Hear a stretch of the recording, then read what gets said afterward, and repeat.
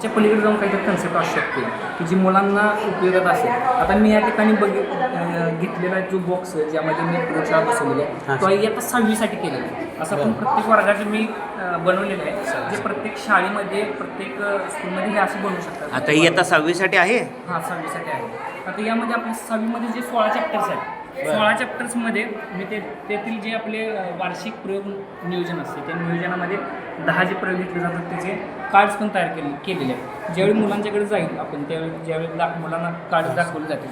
Cards म्हणजे वेगळं काही नाही, कार्ड्स म्हणजे जे आकृती आहेत पुस्तकातल्या त्याच, पण पुस्तकांमध्ये एका पानावर जवळजवळ 4-4, 5-5 वेगवेगळे चित्र आहेत. मुलांना ते बघितल्यानंतर एवढं म्हणजे असं इफेक्टिव्ह वाटत नाही, पण हे जर हातामध्ये प्रयोगाच्या संदर्भात थोडी माहिती सांगा. 3-4 प्रयोगाच्या तर मुलांच्या लक्षात येते की काय आहे हे नेमकं.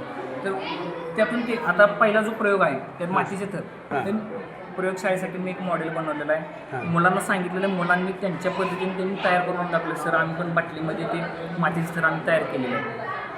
त्यातलाच अनेक दुसरा प्रकार जर बघितला आपण हे प्रकाश रेषीय संक्रमण करतो, एका रेषेत प्रवास करतो.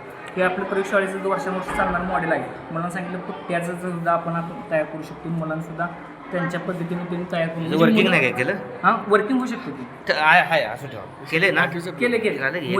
मुलं काय करतात त्या प्रयोगाच्या जवळ जाण्याचा प्रयत्न करतात. म्हणजे फिजिक्स कव्हर केलं तुम्ही. हां फिजिक्स वाटतं ना तुम्हाला जे मॅग्नेटिझम आहे सगळं. मॅग्नेटिझम आहे, फिजिक्स आहे, सगळं केलेलं. म्हणजे 6वीला 6वीतला प्रत्येक वर्गात आपण करू शकतो. मुलं त्या ह्याच्या आता आयोडीनचे जे संपलवन आहे त्याच्यामध्ये आयोडीन महाग आहे. मग आयोडीनच्या ऐवजी आपण डायरेक्ट कापूर डांबर वापरू शकतो. डांबर गोळीपेक्षा स्वस्त बघा म्हणायला गेलं तर आपल्याला कापूर आणि मुलांना ते म्हणजे कमी खर्चात आपण मुलांपर्यंत पोहोचू शकतो. मुलं घरात करू शकतात. प्रत्येकाच्या घरात आहेच. हां हा एक जो प्रयोग आपण जो बघितला आहे स्थितिक विद्युत बलाचा, साधी म्हणजे जादू मुलं म्हणतात.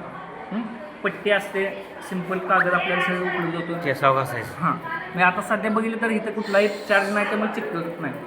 फक्त थोडा घासल्यानंतर मुलांना लक्षात येते की बाबा ह्यातून काहीतरी शिकण्यासारखं आहे. स्थितिक विद्युत बलामध्ये काय केलं जातं आहे, चार्जेस कसे त्याच्यावरती ठराविक काळापुरते स्टेबल होतात, विद्युत प्रभार निर्माण झाल्यामुळं आकर्षण प्रत्याकर्षण गोष्टी कशा घडतात ह्या सगळ्या गोष्टी कव्हर केलेल्या आहेत. म्हणजे शाळा फक्त साहित्य